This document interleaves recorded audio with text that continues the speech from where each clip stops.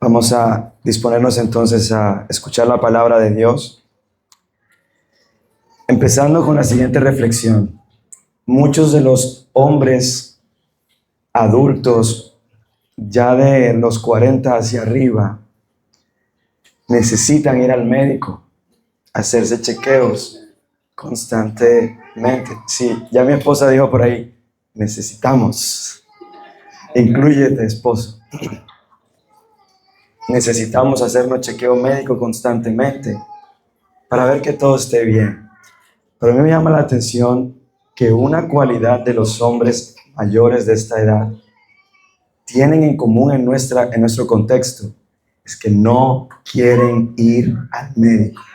Ya me imagino los corazones, algunos de los que están aquí, no quieren ir al médico.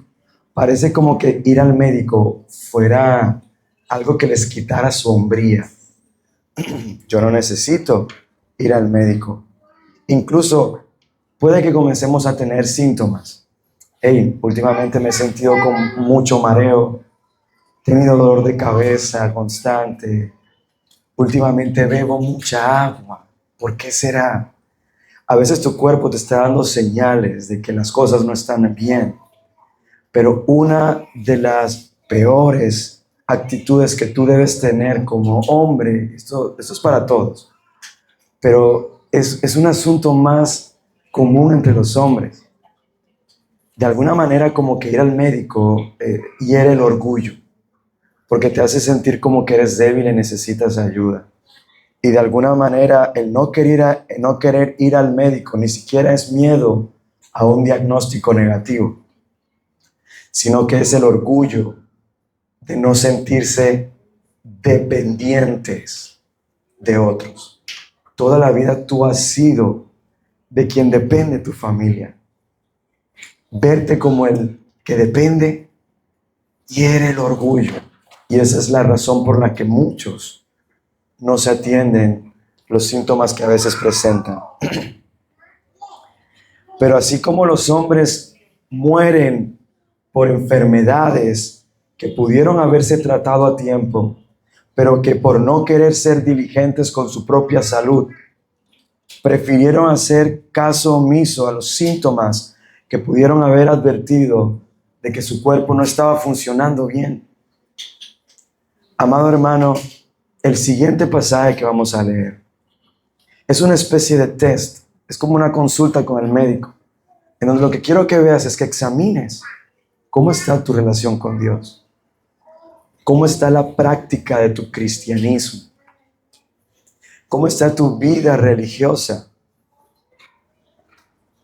Yo quiero que tú te puedas ver no como el anciano terco que no quiere ir al médico, sino como aquel que va a Jesús, entendiendo que en las palabras de Jesús puedes encontrar advertencias que te salvarán la vida, pero también encontrarás palabras que sanarán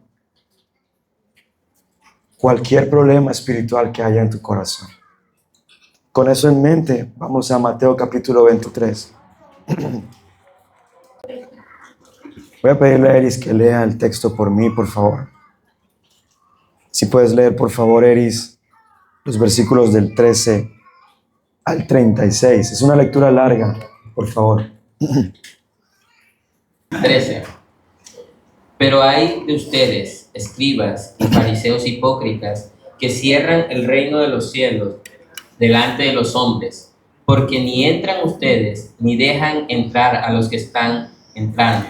Hay de ustedes, escribas y fariseos hipócritas, que devoran las casas de las viudas, aun cuando por pretexto hacen largas oraciones. Por eso recibirán mayor condenación. Hay de ustedes, escribas y fariseos hipócritas, que recorren el mar y la tierra para hacer un prosélito, y cuando llegan a hacerlo, lo hacen hijos del infierno 2 veces más que ustedes. Hay de ustedes, guías ciegos, porque dicen, no es nada si alguien jura por el templo, pero el que jura por el oro del templo contrae obligación. Insensatos y ciegos, porque ¿qué es más importante? ¿El oro o el templo que santifica el oro? Santificó el oro. También ustedes dicen, no es nada si alguien jura por el altar, pero el que jura por la ofrenda que está sobre el altar contrae obligación. Ciegos, porque ¿qué es más importante? ¿La ofrenda o el altar que santifica la ofrenda? Por eso, el que jura por el altar, jura por él y por todo lo que está sobre él. Y el que jura por el templo, jura por él y por aquel que en él habita. Y el que jura por el cielo, jura por el trono de Dios y por aquel que está sentado en el trono. Ay de ustedes, escribas y fariseos hipócritas, que pagan el diezmo de la menta, del anís y del comino, y han descuidado los preceptos más importantes de la ley: la justicia, la misericordia y la fidelidad. Estas son las cosas que debían haber hecho sin descuidar aquellas. Guías ciegos que cuelan el mosquito y se tragan el camello. Ay de ustedes, escribas y fariseos hipócritas, que limpian el exterior del vaso y del plato, pero por dentro están llenos de robos y de desenfreno. Fariseos ciego, limpia primero lo de adentro del vaso y del plato, para que lo de afuera también quede limpio.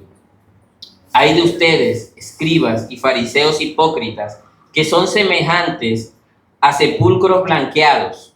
Por fuera lucen hermosos, pero por dentro están llenos de huesos de muertos y de toda inmundicia. Así también ustedes, por fuera parecen justos a los hombres, pero por dentro están llenos de hipocresía y de iniquidad.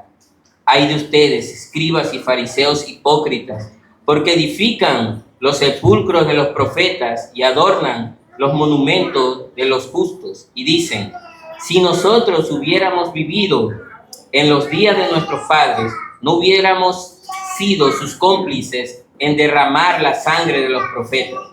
Así que dan testimonio en contra de ustedes mismos, que son hijos de los que asesinaron a los profetas. Llenen, pues, la medida de la culpa de sus padres. Serpientes, camada de víboras, ¿cómo escaparán del juicio del infierno? Por tanto, miren, yo les envío profetas, sabios y escribas.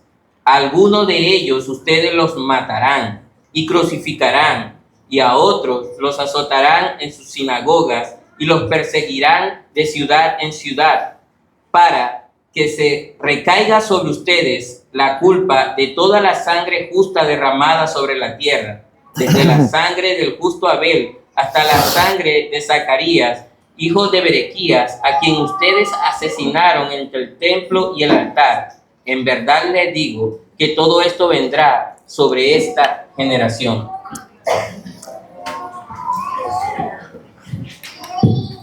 Amén.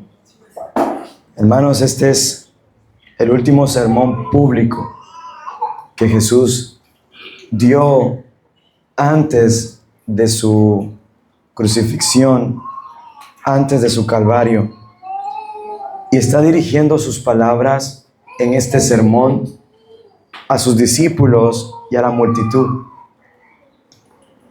porque quiere advertirles a la multitud y a los discípulos el pecado por el cual los escribas y los fariseos están siendo condenados. Si usted revisa los versículos del 3 al 36, usted no escucha un llamado de atención. Jesús no les está haciendo una advertencia a los fariseos. Jesús está declarando condena, sentencia a los escribas y fariseos. Hermanos, cuando Dios hace una sentencia, es lo peor que le puede pasar a un ser humano. No hay manera alguna que esa persona sea librada del castigo que le es anunciado por parte de Dios. En las Escrituras usted va a encontrar en el oficio de los profetas algo que se le llamaba comúnmente oráculos de parte de Dios. Jesús como profeta ya ha hecho oráculos aquí en el texto de Mateo. Por ejemplo, en el Sermón del Monte, Él hace unas declaraciones de bendición que así como esta condena es irreversible, en el Sermón del Monte la bendición era irreversible. Él decía allí, bienaventurados los pobres en espíritu, porque de ellos es el reino de los cielos. Bienaventurados, bienaventurados, bienaventurados. Y en ese sermón Él está haciendo simple, Él no está dando advertencias, no está haciendo una exhortación, está declarando una bendición sobre aquellos a quienes Él ha decidido darles el reino de los cielos. Pero los profetas en el Antiguo Testamento también en muchas oportunidades hicieron algo que hoy conocemos, que podemos ver como ayes. Cuando un profeta en la antigüedad decía, ay de ti, rey, que te has apartado del Señor, no era porque el profeta tuviera dolor, y no era porque Dios estuviese diciendo, ay, me duele. No, una declaración, un ay de estos, lo que busca transmitir es una sentencia. Lo que viene a continuación después de ese ay es castigo. Cuando Isaías estaba frente al trono de Dios en esa visión que tuvo en el capítulo 6, ¿qué dijo él de sí mismo? Ay de mí, que soy muerto. Ahora, él estaba diciendo eso como lamento, pero cuando el profeta lo anuncia hacia el pueblo, o hacia el rey, o hacia la persona que dirigía el oráculo, no era como lamento, era una maldición. Ya vimos a Jesús hacer eso antes, cuando Él le dice, ay de ti, Corazín y Betsaida, porque si los milagros que se hicieron en Tiro y Sidón, los milagros que se hicieron en ti, se hubieran hecho en Tiro y Sidón, hace tiempo se hubieran arrepentido. En ese día ellos se levantarán en contra de ti.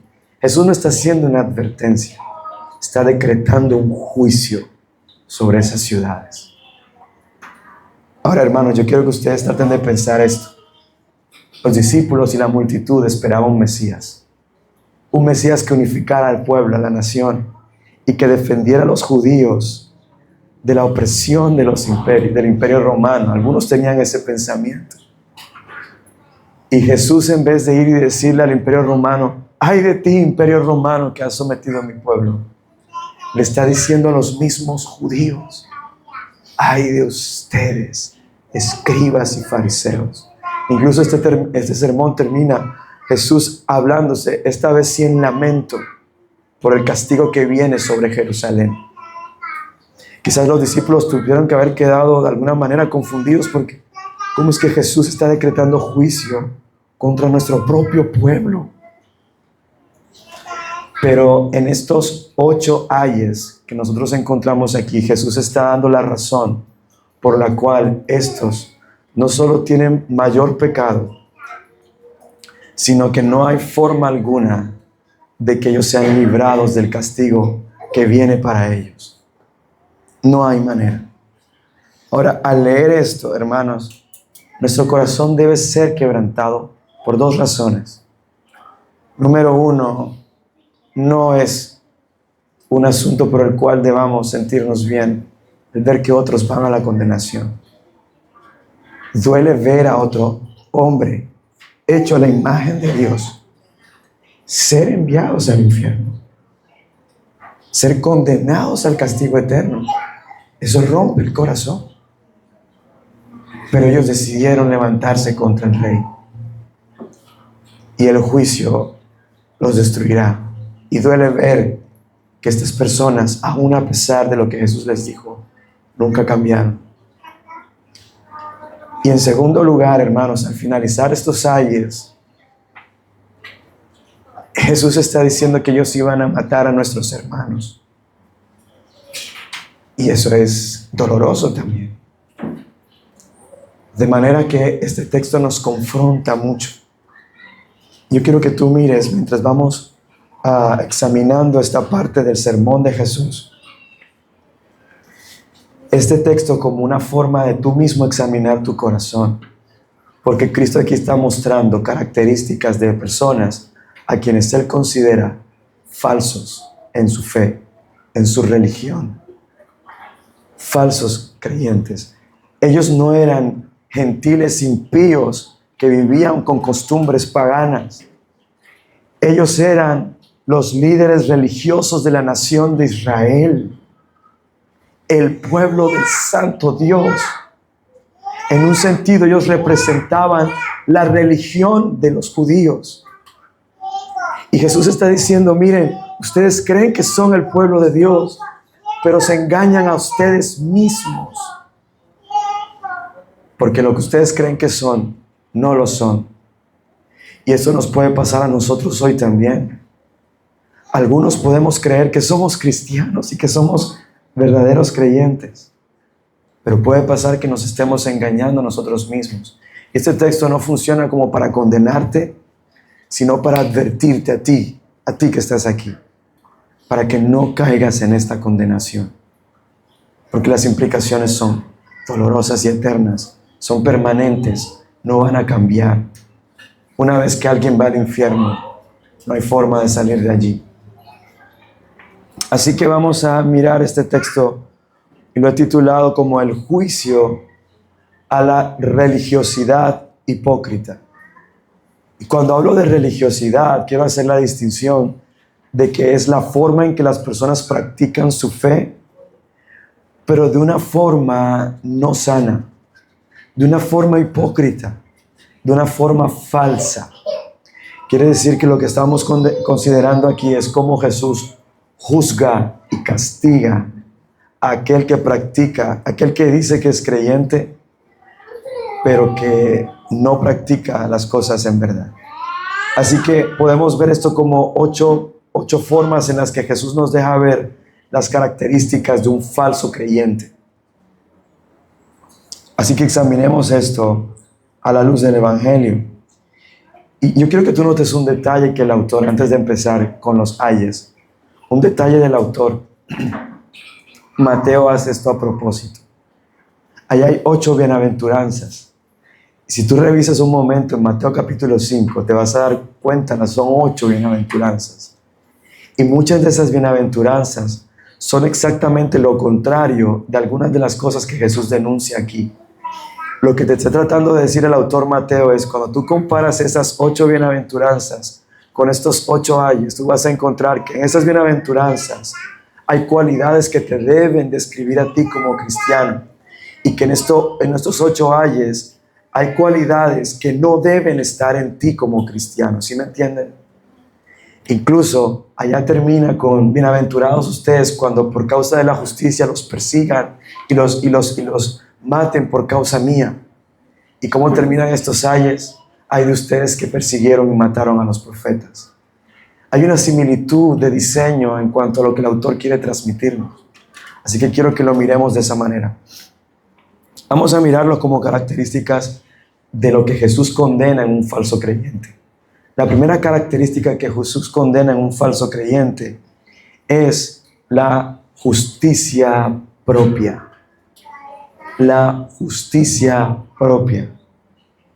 Versículo 13 dice: ay de ustedes, escribas y fariseos, hipócritas, que cierran el reino de los cielos delante de los hombres, porque ni entran ustedes, ni dejan entrar a los que están entrando.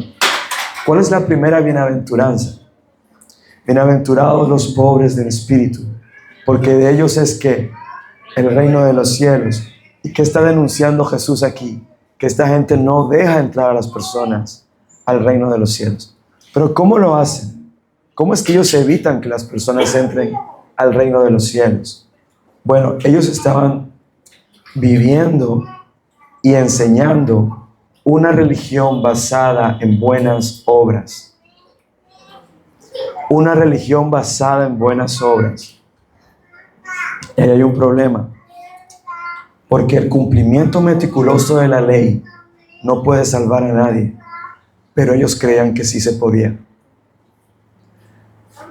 El cumplimiento dedicado de la ley no salva a nadie.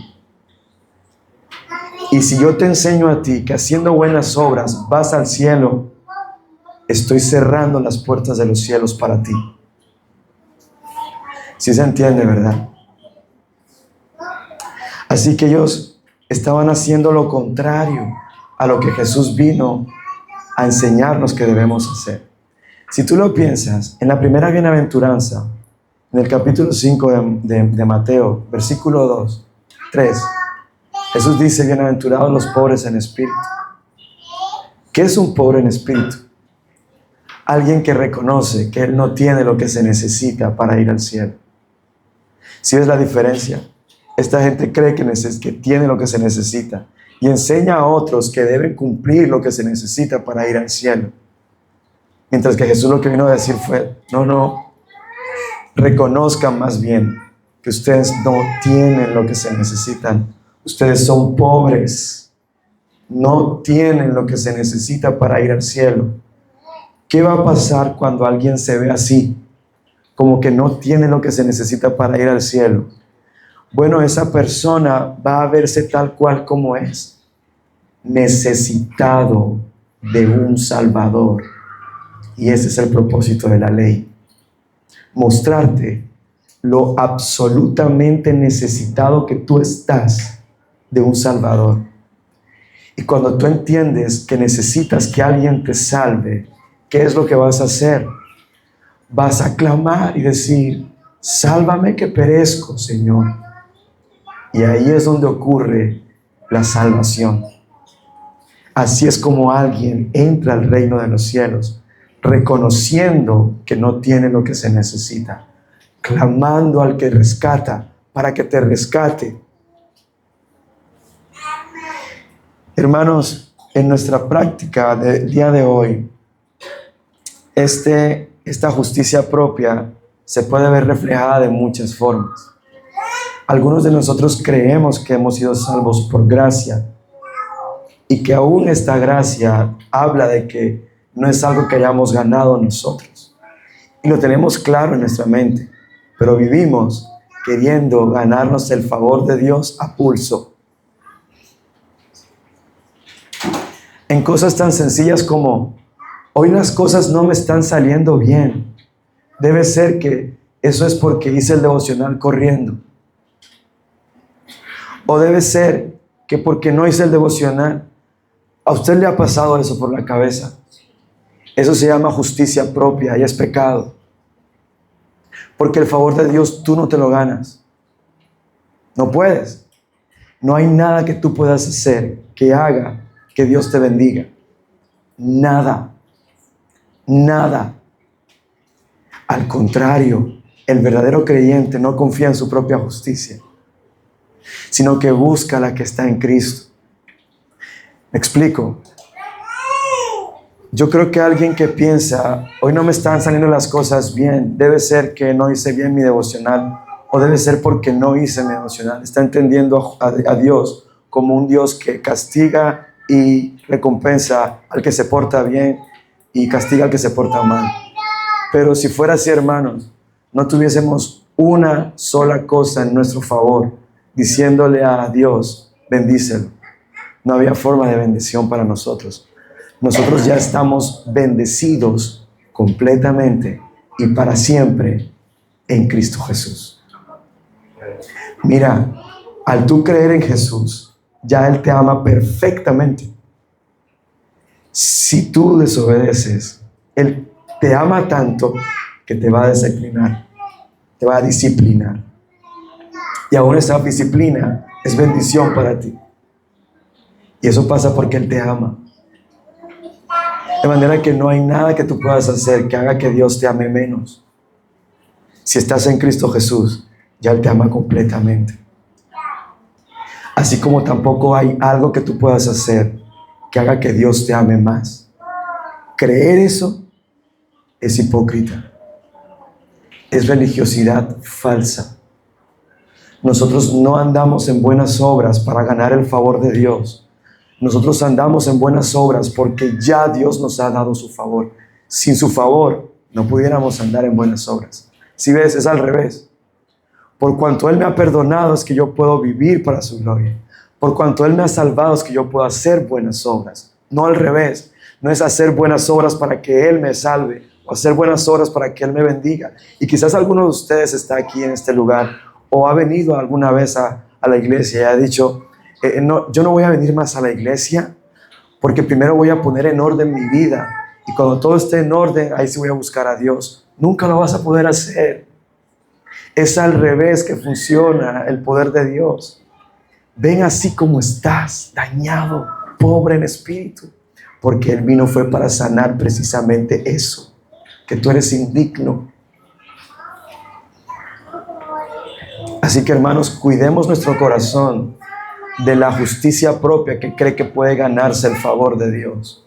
No es así. No es así. Tengamos mucho cuidado. Pablo escribe a los Gálatas advirtiéndoles de esto. Y no lo ve como un tema menor. No lo ve como un tema menor. Muchos judaizantes estaban llegando a la iglesia a decirle a los cristianos, sí, pero aunque ustedes son salvos en Cristo, deben circuncidarse, porque esos tienen que cumplir la ley para que el favor de Dios esté con ustedes. Pablo les dice a los Gálatas, insensatos, tontos. ¿Quién los engañó? Eso no es el evangelio. Al contrario, es todo lo contrario. Nosotros hemos sido perdonados, limpiados y vestidos de la justicia de Dios para poder vivir haciendo lo bueno. No va a funcionar nunca al revés. Nunca. Cuídense de la levadura de los fariseos, hermano. El segundo ay nos muestra a nosotros, que es la segunda característica que quiero mencionar, que Jesús condena el abuso de poder en los líderes de su pueblo. Jesús condena el abuso de poder, y esa es una segunda característica, el abuso de poder.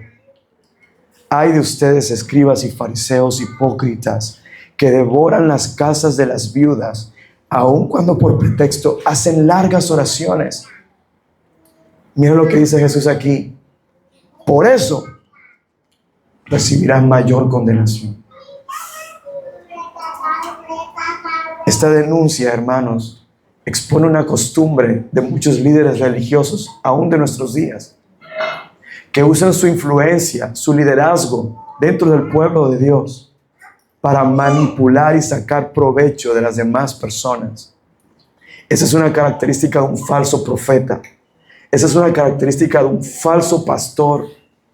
Esa es una característica de un falso ministro. Va a abusar de las ovejas del Señor. Va a buscar sacar provecho de su necesidad. Trata de pensar esto. Yo creo que no es necesario hacer mucho descubrimiento cultural para tú entender que era una viuda en tiempos de Jesús. Una persona que había caído en una gran calamidad. No tenía sustento. A lo mejor estaba tratando de ver cómo arreglar sus papeles en cuanto a la tierra que su esposo le dejó. Y como ellos conocían la ley, quizás entonces con el deseo de venir a ayudarte, vamos a ver qué dice aquí la ley acerca de qué debes tú hacer con eso que tu esposo te dio. Jesús dice que con una apariencia de piedad, incluso haciendo oraciones largas, sacaban provecho de ellas, abusándolas.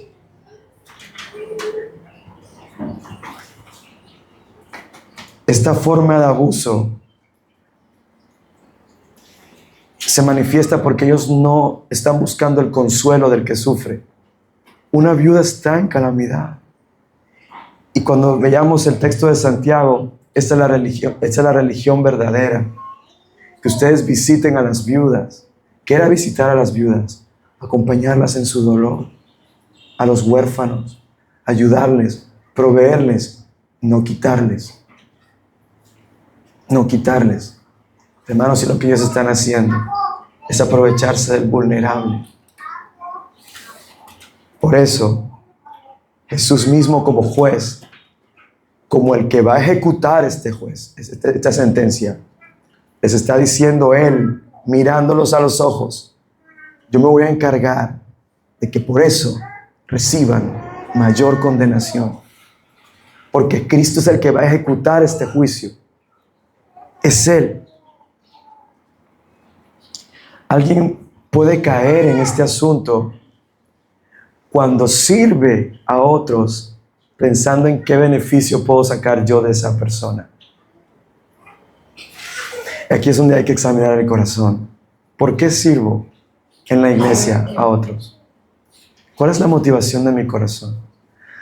Incluso por qué tengo preferencias con esta hermana, pero con aquella no tengo esa preferencia. ¿Cuál es la intención de mi corazón? Cuando tú sirves pensando en sacar provecho de lo que estás haciendo, estás contaminándote con la levadura de los fariseos. Una actitud diferente es aquella que en la bienaventuranza número 2 del Sermón del Monte Jesús dice: bienaventurados los que lloran, porque serán consolados. Una actitud diferente es: si el hermano está llorando, yo voy a ir a llorar con él. Yo voy a acompañarle en su dolor. Yo voy a estar ahí para servirle en lo que ella necesite en este momento de calamidad. Hermanos, una actitud propia de los predicadores de la teología de la prosperidad o del evangelio de la prosperidad es que quieren sacar recursos económicos de la práctica religiosa de sus feligreses. Eso, amados, es demoníaco. Por eso nuestra advertencia a las personas que están en estas iglesias y que son verdaderos creyentes es que huyan de esos lobos, porque los van a devorar. Que el Señor le dé oídos a los que escuchan, para que puedan ver y discernir estas cosas. Cristo, en cambio, nos dio ejemplo a nosotros. Dime tú, ¿qué ganó Cristo al final? Él dijo, el Hijo del Hombre no ha venido a ser servido, merece ser servido. Si hay alguien digno de ser servido es Él, pero Él renunció a eso y vino a servir y dar su vida en rescate por nosotros que no lo merecíamos. Esa debe ser la filosofía de servicio de un buen cristiano, que sirve con un amor sacrificial, no buscando sacar provecho de lo que hace. Una tercera característica de un falso creyente aparece en el versículo 15. Hay de ustedes, escribas y fariseos hipócritas, que recorren el mar y la tierra para ser un prosélito, y cuando llega a serlo, lo hacen hijo del infierno 2 veces más que ustedes. ¿Qué está condenando Jesús aquí? Sí, la justicia propia, pero lo que está detrás de la justicia propia, que es el orgullo. Mira, si tú estás viendo aquí, ¿cuántos de ustedes han evangelizado a alguien? Y para poder evangelizar a esa persona, tienes que hacer un viaje largo. ¿Quién está haciendo un discipulado así? Aquí. Ellos están siendo diligentes. Eso habla de su diligencia. Caminaban largas distancias, viajaban largas distancias para ser un prosélito. Ahora, ¿qué es un prosélito? Un prosélito es una persona que no es judía, que es gentil, que se convertía al judaísmo. Eso es lo que se conoce como prosélitos.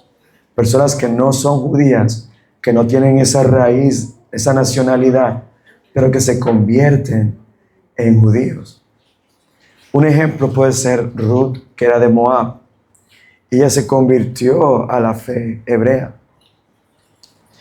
Pero fíjate que, ¿cuál es el problema con que estas personas estuvieran convirtiendo a gentiles al judaísmo? Que el mensaje era equivocado. Que el mensaje era equivocado. Él les está diciendo, sean como nosotros, que cumplimos la ley. Y por cuanto hemos cumplido la ley, tenemos el favor de Dios. Y entonces estas personas van a esforzarse por cumplir la ley como estos maestros están haciendo. Y tratar de cumplir la ley para ganar el favor de Dios, los hace a ellos 2 veces más dignos del infierno.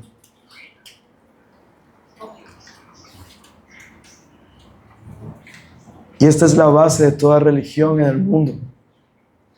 la justicia por medio de buenas obras. La única religión que no confiesa esto es la cristiana. El cristianismo te enseña que tú no puedes ganar el cielo con tus obras. El resto de las religiones sí.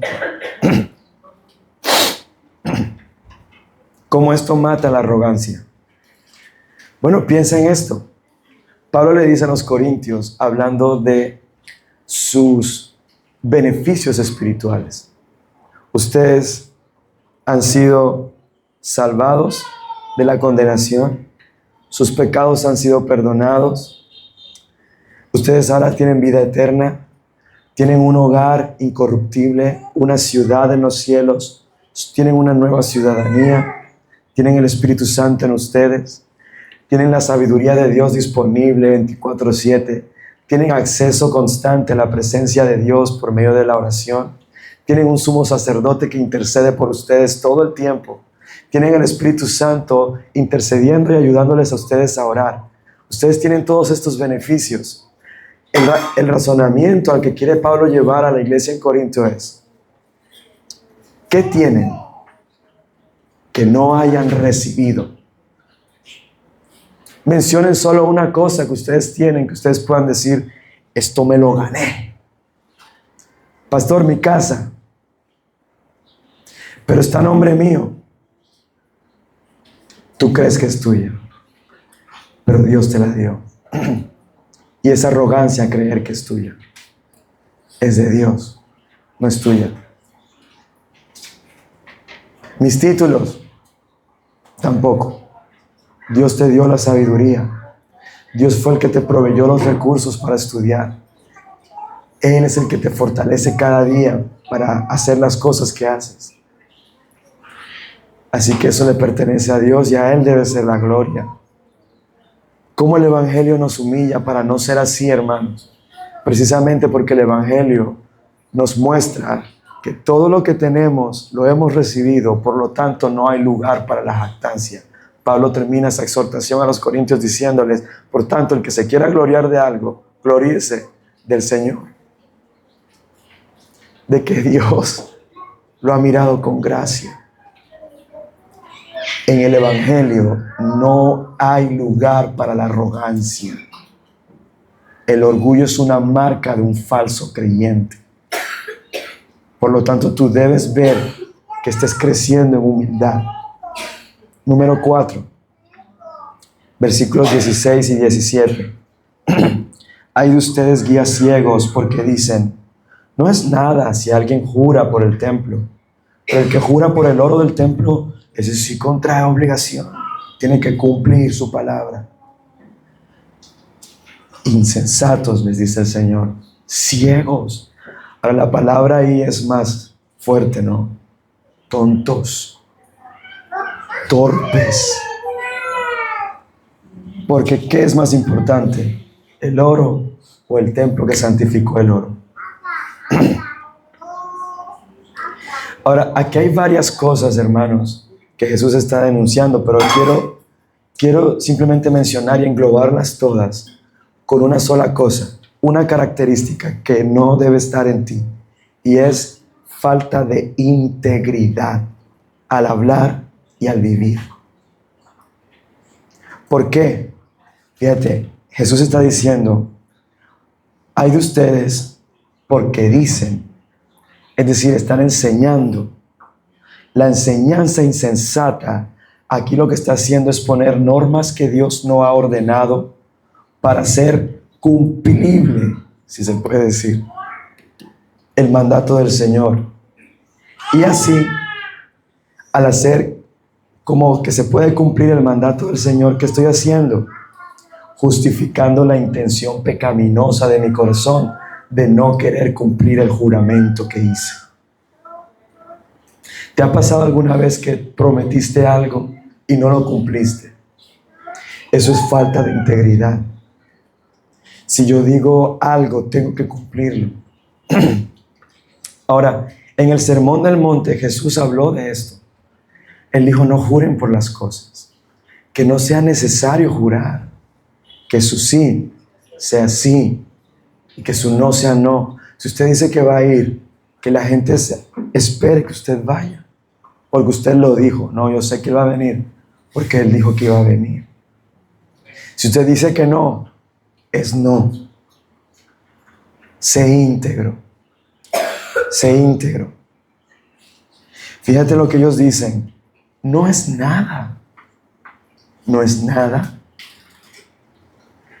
En Deuteronomio capítulo 6, versículo 13. Vamos a ir allí.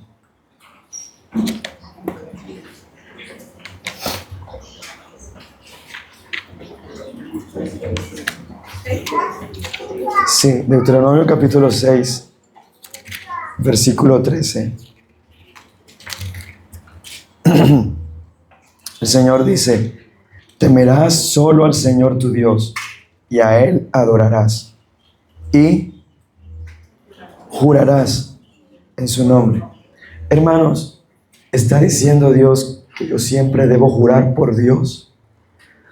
Lo que Él está diciendo es que todo juramento, todo pacto, todo compromiso, todo voto que tú haces es delante de Dios. Él es el juez, Él es el testigo y es el que va a ver que se cumpla ese juramento. De tal manera que cuando tú prometes algo y no lo cumples, es delante de Dios que está siendo falto de integridad. Todo juramento se hace delante de Dios. Por eso decir, no es nada, no te preocupes. Si juraste, el siguiente versículo dice, si juraste por la ofrenda que está sobre el altar, si juraste por el altar, no pasa nada, no contraes obligación. Pero si juraste por la ofrenda que está en el altar, ahí sí tienes que cumplir tu palabra. ¿Sí lo ven? Lo necio que es decir estas cosas. O sea, ¿cuál es la intención detrás?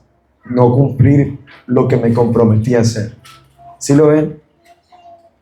No cumplir lo que juré. Ahora, hermanos, en la Biblia hay votos lícitos. Hay personas que hacían votos al Señor. Incluso cuando tú te casaste, tú hiciste votos matrimoniales. Tú juraste delante de Dios amar a tu cónyuge incondicionalmente. Aquí nadie dijo el día de su matrimonio, yo prometo amar a mi esposa mientras ella se porte bien, lea juiciosa su Biblia, vaya y su carácter sea transformado. No, eso no fue lo que tú dijiste. Por eso cuando tú dices, pastor, tenemos problemas matrimoniales, siento que a mí ya se me acabó el amor, eso no importa. Tú juraste amar. Tú juraste amar. Y tienes que mantener tu juramento. Ay, pero ¿cómo hago para amar obligado? No sé. Ese es tu problema. Busca a Dios y que el amor de Dios te capacite para amar a tu esposa. Porque aún a tu enemigo debes amar. Y tu esposa no es tu enemigo. Y si hiciste un voto, cúmplelo. Sé hombre. Sé hombre. El matrimonio no se sostiene con sentimientos o por la intimidad sexual o porque nos vaya bien económicamente. El fundamento del matrimonio es que tú hiciste un pacto delante de Dios que Él te va a demandar. Por eso el matrimonio tipifica la relación entre Cristo y la iglesia. Te pregunto, ¿nosotros le hemos dado razones a Jesús para que se separe de nosotros? ¿Por qué Jesús no se separa de nosotros? Porque Él hizo un juramento. Él hizo un pacto en su sangre. Y Él lo va a cumplir hasta el final. Y esas son buenas noticias para ti y para mí. Que el que comenzó la buena obra, la perfeccionará. Ahora, ¿qué nos está mandando este texto a considerar? ¿Cómo está mi integridad? ¿Cumplo lo que prometo?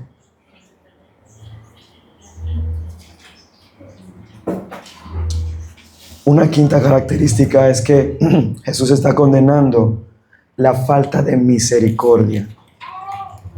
El Sermón del Monte, la bienaventuranza dice, bienaventurados los misericordiosos, porque recibirán misericordia, ¿verdad?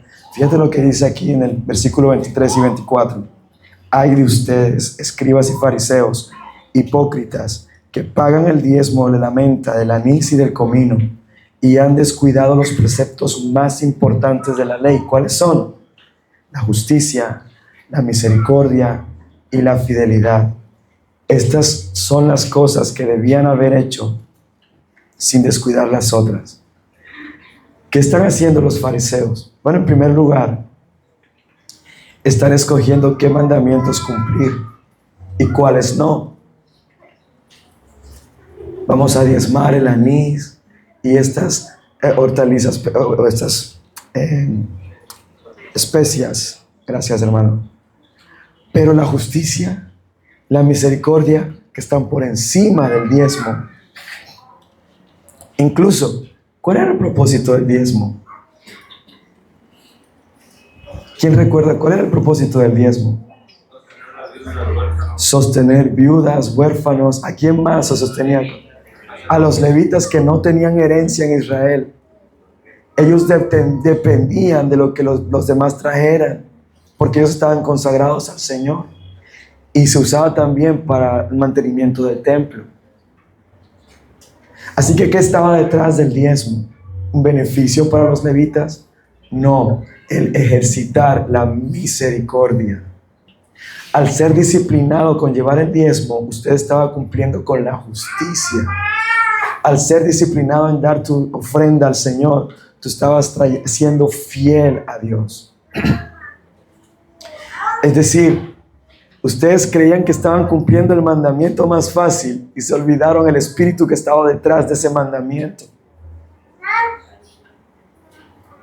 Por eso Jesús les dice, debían hacer una cosa sin dejar de hacer la otra. Y luego Jesús les dice esto que debió ser muy ofensivo para ellos. Ustedes, guías ciegos, que cuelan el mosquito y se tragan el camello. Además de la diferencia de tamaño, el mosquito y el camello tienen una característica en común. Dos. Uno, que ambos eran animales impuros y no debían comerse. Ningún insecto se podía comer, excepto la langosta. El camello tampoco podían comerlo. Entonces, pensar en comerse un mosquito era profano. Pensar en comerse un camello era más profano todavía. Entonces, estamos tratando de quitar el mosquito, pero nos tragamos el camello. Eso es hipocresía. Tratar de escoger por ignorancia o por conveniencia qué mandamientos servir o qué mandamientos cumplir. Amados, no hay nada más propio del cristianismo que hacer las cosas por amor a Dios y por amor a otros.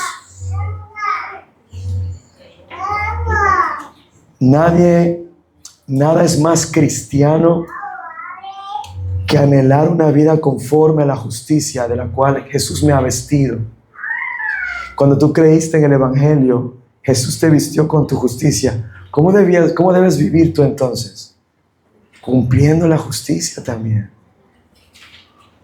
No hay nada más en lo que nosotros debiéramos ser fieles a Dios que en vivir para su gloria, amando a Dios y amando a otros.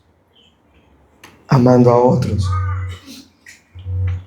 teniendo misericordia de otros, siendo generosos. Número 6, versículos 25 y 26.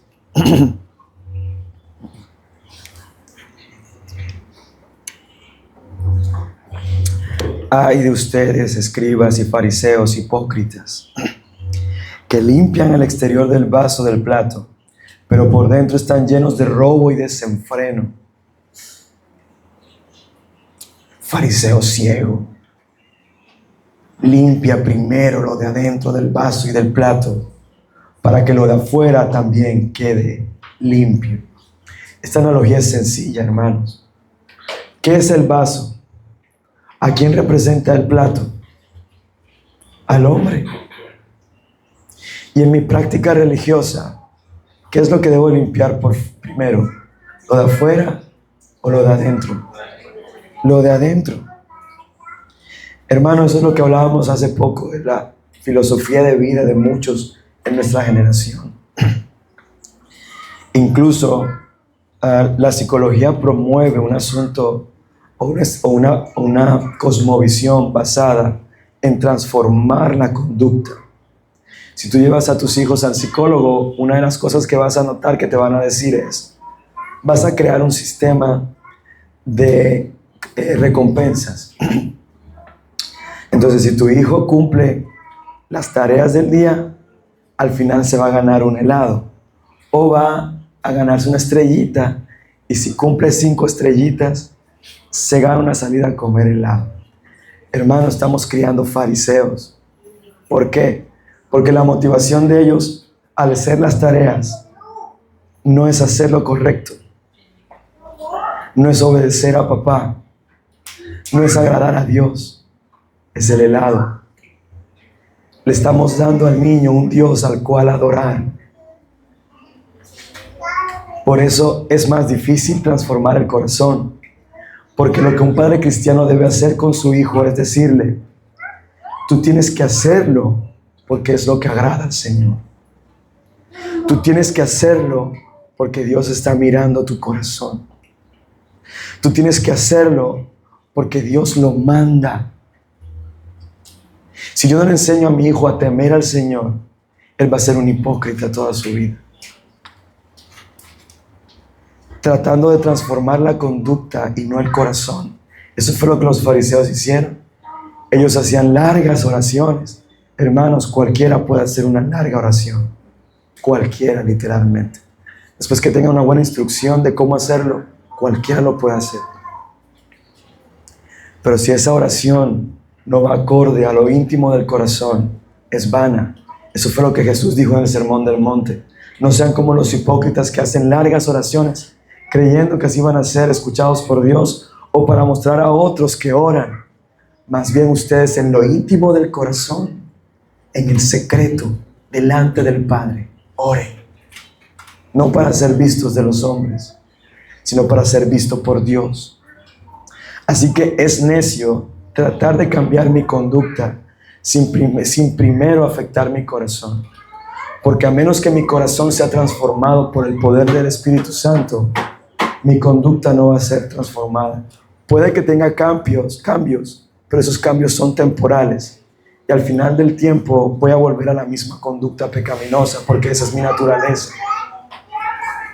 Así que si queremos tener una vida transformada, lo que hay que transformar es el corazón. Y si tú estás aquí por primera vez, tú no eres cristiano, tú te preguntarás: bueno, pero ¿cómo cambio mi corazón? No puedes. Pídeselo a Dios. Solo Él puede transformar el corazón de una persona. Y solamente un corazón transformado por Dios va a dar frutos de justicia. Con esto yo no estoy diciendo que no cambiemos nuestra conducta. Hay que cambiar nuestra conducta, pero no por lo externo, sino desde lo interno, desde una convicción y una transformación que viene por el Espíritu. En séptimo lugar, Jesús está condenando una iniquidad disfrazada de justicia. Y aquí las cosas ya se están poniendo muy oscuras, hermanos.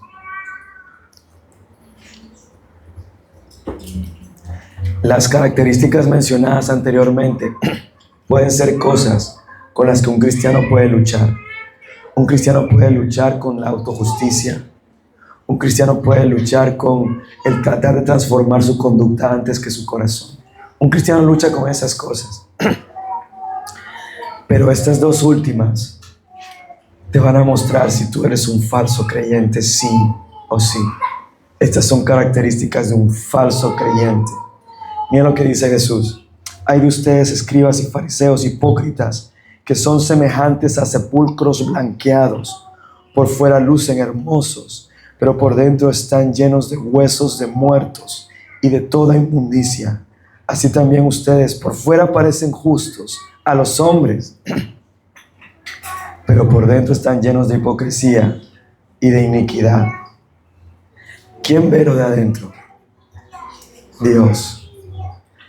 ¿Cómo está tu corazón?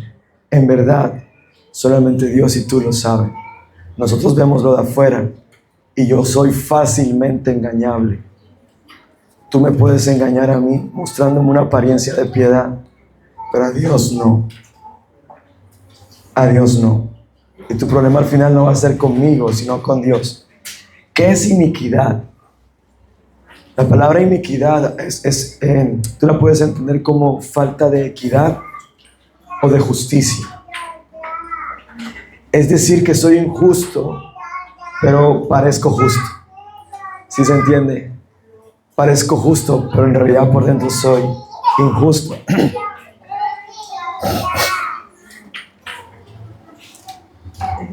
Y lo que Jesús está condenando aquí es que ellos lo fingen intencionalmente. Hay una convicción del corazón de que no soy justo, pero voy a fingir, voy a aparentar que sí lo soy. Y esto es autoengañarse, hermanos. ¿Cómo es que pueden cauterizar su conciencia para no considerar lo hipócrita que es su conducta, que parece moralmente buena delante de los hombres, pero es perversamente injusta delante de Dios? Yo conozco personas que van los domingos, todos los domingos, sagradamente a la iglesia, y parecen, cantan alabanzas y levantan sus manos, parecen cristianos, porque hasta llegan temprano y no faltan un domingo a la iglesia, pero el resto de la semana son ávaros, tienen el corazón lleno de injusticia, de lujuria, se dejan llevar por su orgullo. Esta es la marca inevitable de un falso creyente, alguien que está fingiendo ser cristiano, porque delante de las personas se muestra de alguna manera, pero en la intimidad no lo es así. Escuchaba otra vez la historia de un niño que decía: yo quisiera que todos los días fueran domingo. Si un niño te dice eso, tú te alegras. Ay, mi amor, ¿y por qué dices que te gustaría que todos los días fueran domingo? Para ir a la iglesia. Sí, pero también para que mi papá se porte así todos los días. Porque yo veo que mi papá el domingo actúa de una manera especial. Se ve bien y me gusta eso, pero me gustaría que si fuera él todos los días. Puede ser que te estés engañando a ti mismo, creyendo que eres cristiano, fingiendo que eres cristiano. La última característica es que un falso creyente es asesino, aborrecedor del verdadero creyente. Ustedes recuerdan cuando Jesús en el Sermón del Monte dijo: ustedes han escuchado que se les enseñó no matarán, pero yo les digo que el que se enoja con su hermano ya ha cometido homicidio y es culpable de homicidio. Mira lo que Jesús dice aquí: ay de ustedes, escribas y fariseos hipócritas, porque edifican los sepulcros de los profetas y adornan los monumentos de los justos y dicen: si nosotros hubiéramos vivido en los días de nuestros padres, no hubiéramos sido sus cómplices en derramar la sangre de los profetas. Hermanos, esto no puede ser más hipócrita. ¿Sabes qué están diciendo ellos aquí? Es verdad que nuestros padres mataron a los profetas. Nuestros padres, nuestro pueblo, Israel, mató a sus profetas. Es verdad, pero yo no lo hubiera hecho si yo hubiera estado en esa época. Dice Jesús: así que, diciendo eso, dan testimonio en contra de ustedes mismos, porque ustedes son hijos de los que asesinaron a los profetas. Y esto me estremece el corazón, lo que Jesús dice allí. Llenen pues la medida de la culpa de sus padres. ¿Sabes qué les está diciendo Jesús? Ustedes dicen que no matarían a los profetas, pero me quieren matar. Mátenme. Cumplan con su naturaleza. Vengan, llenen la culpa de sus padres, porque ustedes son iguales que sus padres. Aborrecedores de la justicia, aborrecedores de los siervos de Dios. En el caso específico de los escribas y los fariseos, ellos representaban la religión judía. Por tanto, ellos se encargaban de promover la vida de piedad para el pueblo de Dios. Y por eso querían como matizar el asunto, adornando la tumba de los justos o haciendo monumentos para reivindicar lo que los antepasados hicieron. Aquí es donde la condena toma lugar. Jesús acusa a estas personas de ser asesinos iguales que sus antepasados. Y ya Mateo nos ha dicho que ellos estaban buscando la manera de matar a Jesús. Jesús sabía que ellos ya estaban pensando en cómo hacemos para destruir a este hombre. Él está hablando de parte de Dios. Es más, Él dice que Él es Dios. ¿Cómo lo matamos? Y Jesús les da esa invitación de decir, ya traman eso en su corazón, llenen pues la medida. Esa es su naturaleza. Para eso viven ustedes, para matar a los justos. Por eso les anuncia tajantemente, serpientes, camada de víboras, ¿cómo escaparán del juicio del infierno? Jesús como juez les está diciendo, miren, no hay nada que les evite a ustedes escapar del juicio del infierno. Juan el Bautista les dijo allá en Mateo 3, camada de víboras, ¿quién les enseñó que pueden escapar del juicio del infierno? Pero Juan les dijo, arrepiéntanse. Jesús no les está diciendo arrepiéntanse. Jesús les está asegurando que lo que Juan les advirtió se va a cumplir, porque Él se va a encargar de que se cumpla la condena para estas personas. Es más, anuncia públicamente, y esto me encanta porque Jesús le está diciendo a la multitud y a sus discípulos, escuchen, porque lo que voy a decir a continuación es lo que ustedes van a ver a estas personas hacer. Versículo 34. Miren, yo les envío profetas, sabios y escribas. Algunos de ellos, ustedes los matarán, los crucificarán, a otros los azotarán en sus sinagogas, los perseguirán de ciudad en ciudad.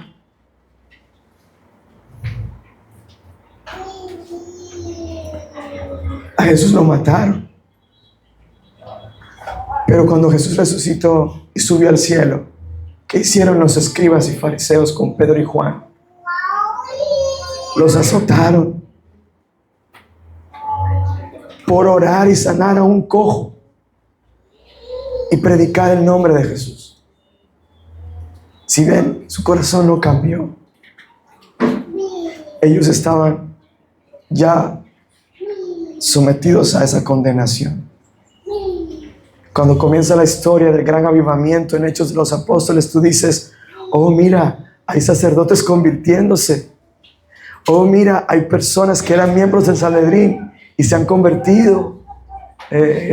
Nicodemo, José de Arimatea, se convirtieron al Señor. Oh, gloria a Dios. ¿Quiere decir que ellos cambiaron? No. En el capítulo 6 y 7, más bien 7, de Hechos de los Apóstoles, dice que estas mismas personas tomaron a Esteban, que les estaba anunciando el mensaje de Dios, y lo mataron públicamente. Pablo dice que él estaba allí y aprobaba que mataran a Esteban. Jacobo, hijo de Zebedeo, fue uno de los primeros discípulos de Jesús, de los 12, que fue asesinado. ¿Por qué? Por causa de la justicia. Así a muchos otros ellos mataron, asesinaron a nuestros hermanos.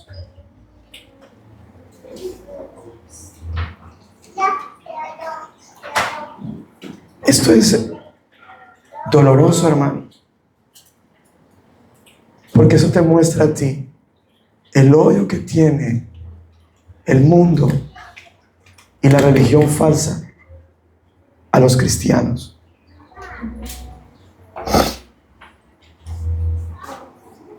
Ellos cayeron en manos de estos líderes religiosos que por su celo irracional e hipócrita querían de cualquiera fuera la manera callar a los discípulos de Jesús, pero no pudieron. Jesús les está diciendo aquí a sus discípulos: ustedes son los apóstoles. ¿Sabes qué significa apóstoles? Y Jesús acaba de decir: yo les envío profetas y sabios. Más adelante Jesús les va a decir claramente: los van a matar por mi causa. Ustedes van a morir por mi causa. Pero hay un propósito en esta sentencia que Jesús está trayendo. Versículo 35: para que recaiga sobre ustedes la culpa de toda la sangre justa derramada sobre la tierra, desde el justo Abel hasta la sangre de Zacarías, hijo de Berequías, a quienes ustedes asesinaron entre el templo y el altar. Hermanos, esta referencia está diciendo: ustedes hacen parte de esa generación que mató a los profetas, desde Caín, que mató a su hermano por ser justo. Inclusive, si tú te das cuenta, la historia del asesinato de Caín está en Génesis, y la historia del asesinato del profeta Zacarías, hijo de Berequías, está en segundo libro de Crónicas. ¿Cuál es el primer libro en el canon hebreo? Génesis. ¿Cuál es el último libro en el canon hebreo? Segundo libro de Crónicas. Es como si Jesús estuviera diciendo: ustedes vieron a los justos que fueron asesinados en Israel, desde Abel hasta Zacarías, en todo el Antiguo Testamento. Ustedes son igual de culpables que los que lo mataron, porque ahora ustedes tienen un Nuevo Testamento que llenar, matando a justos.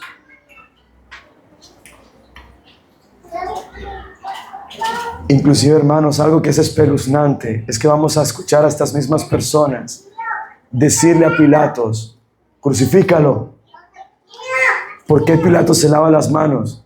Esta culpa no va a caer en mis manos. Esta culpa de sangre no es para mí. ¿Qué dicen ellos? Los escribas, fariseos, sacerdotes: caiga sobre nosotros la culpa de su sangre. No hay forma de que sean librados de esa condenación. Ahora, esta sección termina hablando de los profetas perseguidos, igual que el Sermón del Monte. Pero en el Sermón del Monte Jesús le dice a los profetas que va a enviar: regocíjense, regocíjense. Y a estas personas les está diciendo: condenados son. Porque por causa de la justicia ellos iban a ser perseguidos por causa de Cristo. Pero aborrecer a los cristianos es una marca tangible de un falso creyente. Pastor, pero a mí no me pasa eso. Yo creo que hay personas que sí les pasa. ¿Has escuchado alguna vez decir: yo no voy a esa iglesia porque en esa iglesia es un montón de hipócritas? O aborrecer a la iglesia y decir: yo puedo tener una relación con Dios y no necesito la iglesia. Es más, no me importa la iglesia. Hablo de la iglesia siendo cristiano. Estoy hablando de un cristiano que dice ser cristiano, ¿no? Hablo de la iglesia como en tercera persona, diciendo: ellos, esa gente, ese pueblo. Mira, si tú odias a la iglesia, odias a Cristo.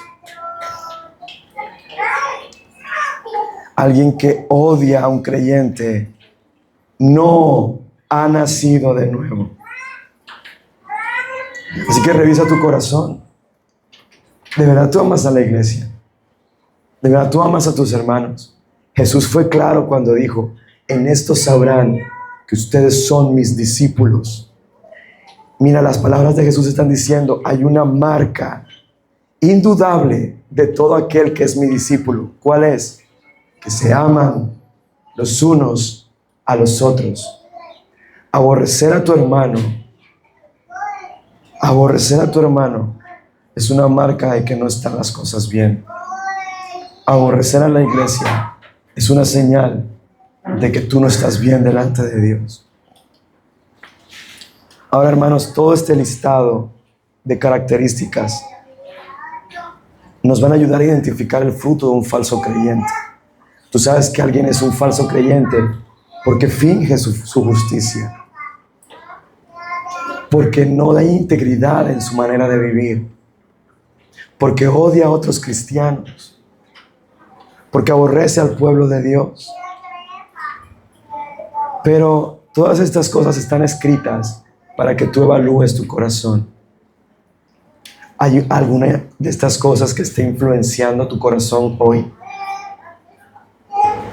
¿Hay alguna de las cosas que acabo de mencionar que estén evidenciando que te estás pareciendo más a los fariseos que a los discípulos de Jesús?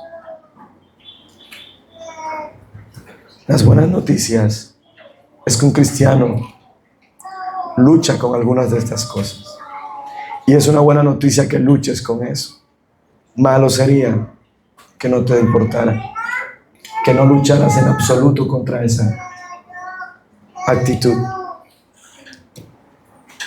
Pero si un creyente entiende la diferencia del carácter que hay en un falso con uno verdadero, debe trabajar en parecerse más al verdadero, al bienaventurado que Jesús menciona en Mateo capítulo 5. Y debe tratar de parecerse cada vez menos a este que está siendo descrito aquí, porque no hay manera de que alguien que se vea a sí mismo así sea librado de la condenación. Por tanto, si tú eres creyente y te sientes luchando con algo de esto, tienes esperanza de victoria, porque Jesús ha hecho posible que tú hoy puedas vencer esa influencia, arrepintiéndote y pidiéndole al Espíritu Santo que te ayude, que te llene, para que des fruto de justicia. Pero aún si hoy Dios te ha dejado ver que tú eres como estos falsos, eso para ti, no para ellos, para ti hoy es una buena noticia. Porque Dios te está dejando ver a ti la condición de tu corazón. ¿Para qué? Para que clames por un rescatador. Porque hay alguien que te puede transformar el corazón de verdad. Cristo Jesús. Por eso mi invitación para todos los que no son cristianos, que están aquí.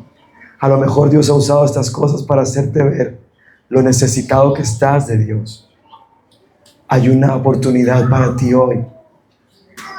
Mira a Cristo. Aférrate a Él. Búscalo a Él. Clama a Él para que salve tu alma de la condenación. Porque Él mismo se va a encargar de castigar a las personas que se mantengan en este estilo de vida. Y yo no quiero eso para ti. La Biblia es un asunto maravilloso. Porque hubo una vez un fariseo de fariseos, en cuanto a la ley, el cumplimiento de la ley, celoso, que tuvo un encuentro con Jesús. Él era perseguidor de la iglesia, pero ese día este fariseo se encontró con Jesús y su vida cambió para siempre. Te estoy hablando del apóstol Pablo. Tú dirás, ¿Pablo era un hipócrita? Sí, y Dios lo salvó. Hay esperanza para ti. Hay esperanza para ti. Así que abandona tu manera de vivir hipócrita y confía en Jesús. Confía en su amor, en su perdón, para el rescate de tu alma, que al final es lo más importante.